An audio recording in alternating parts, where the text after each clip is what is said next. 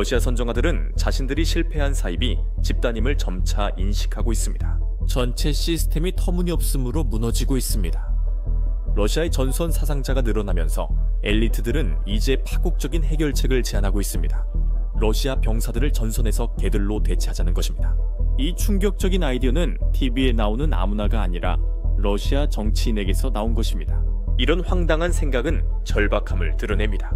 푸틴의 추종 집단이 실패하는 이유는 그가 권력에만 관심 있음을 스스로 증명했기 때문입니다. 그는 이제 친전쟁 인사들까지 체포해 국가의 적으로 낙인 찍고 있습니다. 이 내부는 크렘린의 깊은 거짓말을 드러냈습니다. 충성스러워도 사랑하는 지도자를 위협하면 언제든 숙청될 수 있음을 보여줍니다. 엘리트들의 가장 큰 두려움이 드러났습니다. 푸틴의 러시아는 붕괴 중이며 그 집단은 자멸하고 있습니다.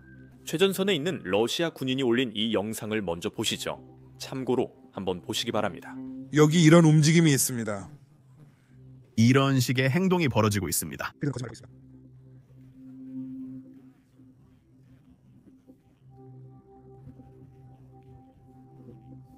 세 번째 대대, 세 개의 대대가 전멸당했고 이제 우리를 투입하고 있습니다. 이제 우리가 바로 뒤따라가고 있습니다. 이 영상을 본 일반 사람들은 아마 이렇게 말할 겁니다. 뭔가를 해서, 그러니까 사상자를 줄여야 하지 않을까라고요. 이들은 이 군사 작전을 시작한 꼬마 블라디미르조차 비난하지 않습니다. 제 생각입니다. 대부분의 러시아인들은 그런 행동이 곧 러시아 아파트 창문에서 아래로 떨어지는 결과를 가져온다는 걸 압니다. 그럼 러시아인들이 내놓는 해결책은 뭘까요? 그들은 군인들을 개로 대체하고 싶어 합니다. 가장 끔찍한 점은 이 아이디어가 아문에게서 나온 게 아니라 러시아 정치인에게서 나왔다는 것입니다. 이들은 러시아 정부를 운영하는 인물들입니다. 들어보세요. 제 말을 무시하지 마세요. 제 제안이 터무니없다고 생각할 수도 있지만 우리의 현실을 고려할 때 충분히 논리적이라고 믿습니다. 이 주전에 우리는 우리 사람들의 방호시설 건설을 돕기 위해 건축 자재를 실은 다음 트럭들을 보냈습니다. 안타깝게도 그 지역 상황이 그다지 좋지 않습니다. 당연히 목표는 그곳에 있는 모든 사람을 보호하는 것입니다. 당연히 저희는 이러한 임무를 수행합니다. 그 남자들은 계약서에 서명해서 죽어가고 있습니다. 계약서에. 그것은 합법적이라고 합니다. 그러니까 아마도 우리는 신중하게 생각해서 이 동물들을 모두 변경 의무가 있는 것으로 재분류해야 할 것 같습니다. 군인으로 그들을 지뢰밭 청소하러 보내야겠네요. 왜 안 되죠? 그런가요? 왜냐하면 우리가 말하듯이 동물을 보호하는 서비스와 공공기관들이 있기 때문인가요? 그럼 다른 범주로 분류합시다. 우리가 7천만 원을 쓸 필요가 없도록 대신에 그 돈을 필요한 건축 자재에 쓸 수 있도록 하는 거죠. 오늘 세모 최전선에서 오늘 우리는 접촉 경계선 이건 선택지야. 왜 안 돼? 왜 안 돼? 솔직히 러시아계들이 그런 삶을 살아야 하는지 모르겠어요. 그래서 더 나은 생각이 있어요. 러시아 군인이나 러시아 개들을 보내는 대신에 푸틴은 이런 로봇들을 전선에 보내야 할지도 몰라요. 그리고 솔직히 말해서 이 작은 녀석들이 아무런 훈련도 받지 못한 러시아 군인들보다 실제로 더 잘할 수도 있어요. 아무튼 무능한 사람들 얘기가 나왔으니 이제 러시아 선정아들에 대해 얘기해 봅시다. 왜냐하면 그들 중 일부는 서방 언론이 그것을 보도한다고 해서 매우 화가 난 것 같거든요. 푸틴은 이제 자신의 전쟁 지지자들까지 체포하고 있습니다. 러시아 전쟁 블로거 로만 알키는 최근 이코노미스트에서 러시아 친전쟁 논평가들 사이에서 벌어지고 있는 내분에 대해 다룬 기사에 매우 화가 났습니다. 이제 이 로만이라는 사람이 뭐라고 했는지 보기 전에 참고로 아주 통쾌한 내용인데 먼저 이 이코노미스트 기사에서 다룬 내용을 간단히 살펴보겠습니다. 러시아 군사 블로거들은 자신들의 정권과 충돌하고 있습니다. 지금 화면에 보이는 이 사람이 바로 불평하고 화가 난 사람입니다. 왜냐하면 푸틴이 그를 국가의 적, 즉 러시아에서 흔히 부르는 외국 대리인으로 선언했기 때문입니다. 푸틴은 왜 이런 일을 했을까요? 그가 크렘린 고위 관료들을 비판했기 때문입니다.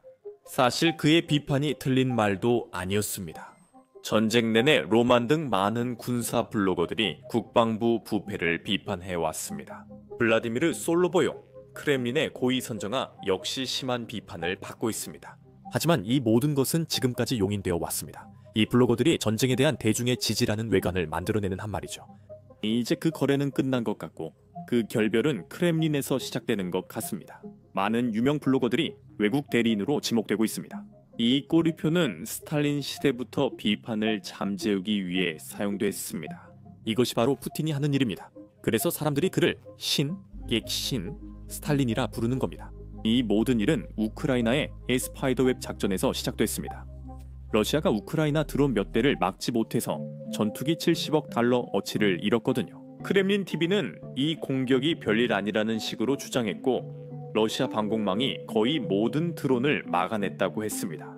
여기서 블로거들이 등장해 파괴된 전투기 영상과 사진을 올렸습니다.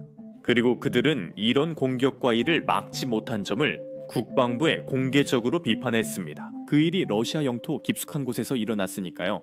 이런 이유로 이 블로거들은 외국 대리인으로 낙인 찍혔습니다. 이 소식이 워낙 커서 이코노미스트, 가디언, 텔레그래프 등 주요 언론들도 보도 중입니다. 여기서 로만이 왜 화났는지 알 수 있습니다. 이제 그의 말을 들어봅시다. 로만이 이렇게 말했습니다. 오늘 이코노미스트에서 링크를 받았는데 표지에 제 사진과 러시아 과격 블로거들이 정권과 충돌한다는 제목이 있었습니다. 저에게는 이게 그냥 불편한 일일 뿐입니다. 외국 대리인으로 낙인 찍히는 건요. 저는 어떤 일에 신경 쓰지 않는 사람일수록 그 일에 얼마나 신경 쓰지 않는지에 대해 더 많이 말한다고 확신합니다. 러시아인들 주장은 정말 고등학생 수준입니다. 하지만 그는 내가 러시아에 관심이 많고 정보전에 대해 잘 알며 이 모든 것을 이해한다고 계속 말합니다. 가디언에 이어 이코노미스트도 보도하고 있습니다. 목표는 애국자들과 국가 간 불신과 갈등 조성입니다. 이제 그는 이런 기사들 때문에 오랫동안 불평을 늘어놓습니다. 사람들은 그와 대화하지 않고 친구나 사회적 인맥도 그의 의견을 존중하지 않습니다. 그게 좀 통쾌하네요. 여러분께 이 글을 꼭 읽어보시길 추천합니다. 아래에 링크를 드릴게요. 참고로 아래 링크를 걸겠다고 하지만 실제로는 안 할 수도 있습니다. 그건 제가 이 영상을 업로드하는 게 아니라 다른 사람이 업로드하는데 그 사람이 이걸 링크하는 걸 자주 잊어버리기 때문이에요. 아무튼 이번에는 꼭 이 스레드를 설명란에 링크하겠습니다. 즉, 이 내러티브는 서방의 진짜 도구가 되었습니다. 그리고 그들은 이 내러티브를 점점 더 다양한 방식으로 사용할 것이며 러시아 내 추가적인 분열을 일으키기 위해 가능한 모든 곳에 이를 활용할 것입니다. 저는 러시아에서 외국 대리인 제도를 시작한 사람들에게 왜 그랬는지 묻고 싶습니다. 당신은 자신과 측근들을 위해 만들어낸 지역의 적들을 제거했다고 생각합니까? 하지만 당신은 우리 도시를 폭격하며 시민을 죽이는 진정한 적에게 국가를 상대로 쓸 정보 무기를 선천머니를 넘겼습니다. 이제 그는 이 일로 그저 많이 울기만 합니다. 하지만 중요한 부분으로 넘어가겠습니다. 러시아에서는 이 경제학자들 보도로 실제 공격이 발생하기 때문입니다. 하지만 보리스 야키멘코 텔레비전 선정아 블라디미르 솔비오의 신동인데 아시다시피 저희 채널에서 많이 다뤘던 인물입니다. 그 제자 프로테젠더는 이코노미스트 기사의 말로 로만이 외국의 첩자라는 증거라고 주장합니다. 이 보리스라는 사람은 자신의 텔레그램에 글을 올립니다. 이코노미스트가 테러리스트, 극단주의자, 외국 첩자 편을 들기 시작했다는 겁니다. 그게 바로 적이라는 거죠. 이 싸움의 얼굴이자 상징은 외국의 적입니다. 로만 알라킨. 더 많은 증거가 필요해요? 그들이 내가 군사정보 6요원이라고 주장했던 거 기억나시죠? 제가 교회 콘서트에 갔다가 안뜰에서 고딕 예술을 얘기했다는 이유로요. 정보 증거는 이미 있습니다. 이 모든 것은 러시아 내부의 권력 다툼이 점점 커지고 있다는 걸 보여줍니다. 그리고 나폴레옹이 한번 말했듯이 적이 실수를 하고 있을 때는 방해하지 말라고 했죠. 이 모든 일에서 가장 웃긴 부분은 러시아에서 가장 큰 쇼인 블라디미르 솔로보예프 쇼조차도 러시아 경제가 힘들다는 걸 공개적으로 인정하고 있다는 점입니다. 그리고 맞아요. 실수들이 있었지만 그 실수를 한 건 푸틴이 아니라 다른 모든 사람들이었다고 합니다. 우리 경제가 결국 붕괴를 겪고 있다는 사실이 드러났습니다. 사실 우리 경제는 붕괴 중입니다. 트럼프는 이미 이에 대한 평가를 했습니다. 경제에 대해서요. 어디서 러시아 경제가 붕괴되고 있다는 생각은 어디에서 나오는 걸까요? 우리의 성장률이 둔화되었기 때문인가요? 느려진 건가요? 하지만 성장률 둔화는 인위적이며 초대형 규제 기관이 인플레이션 억제를 주요 목표로 삼았습니다. 인플레이션을 설정한 목표를 달성하지 못했습니다. 하지만 가까운 미래에 이 문제를 해결하지 못한 무능력 때문에 우리의 지정학적 적들이 이를 트럼프 카드로 활용하게 됐습니다. 코트처럼 저는 이 일에 누구도 탓하지 않습니다. 지금 중요한 건 잘잘못이 아니라 해결 방법입니다. 이것이 러시아가 예전부터 써온 전통적 전략입니다. 러시아에는 차르가 있었고 대중은 물론이고 엘리트들 중에서도 행정부의 일원이 아닌 사람들도 있었습니다. 차르 시대도 사람들은 차르가 아닌 다른 모든 이들을 탓하곤 했습니다. 주변 사람들을 탓하고 국민들을 탓했습니다. 차르 조언자들을 비난하지만 차르의 책임은 아니었습니다. 하지만 나라에 좋은 일이 생기면 당연히 그 공은 차르에게 돌아갑니다. 이 전략에는 실제로 별명이 붙어 있습니다. 좋은 차르, 나쁜 보야르. 푸틴 같은 교활한 차르들은 실수할 때마다 이 전략으로 내부를 정리합니다. 예를 들어 3일짜리 특별 군사작전을 시작했는데 어떤 이유로 3일 이 3년 반으로 늘어났다고 해봅시다. 그러면 그들은 모든 책임을 참모진에게 돌리며 대중에게 푸틴이 아니라 참모들이 명령을 따르지 않아 실수했다고 설득하려 할 겁니다. 지금 러시아 TV에서 벌어지는 일입니다. 몇 주 전에 다뤘던 내용인데 못 보셨다면 영상을 다시 보여드리겠습니다. 실제로 우리 국가는 원래 약하게 만들어졌습니다.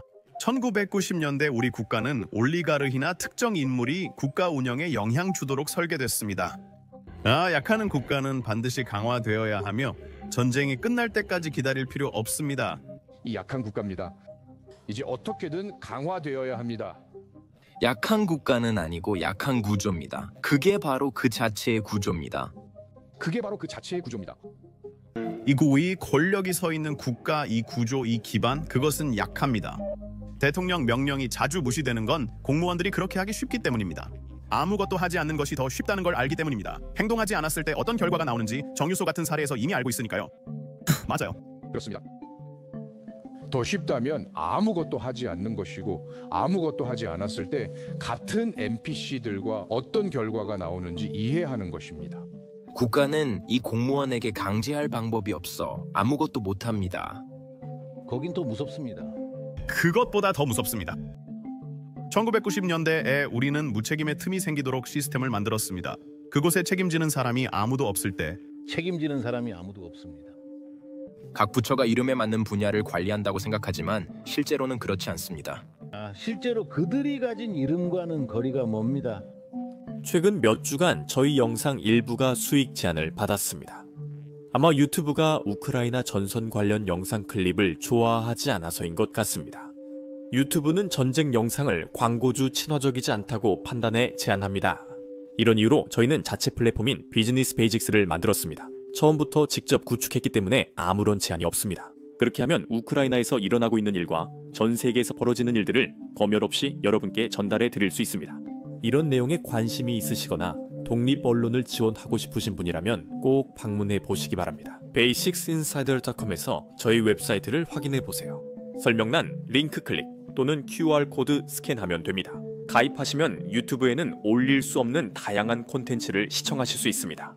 여러분의 가입은 채널과 콘텐츠 제작에 큰 도움이 됩니다. 감사합니다. 저는 샘이고 다음 영상에서 뵙겠습니다.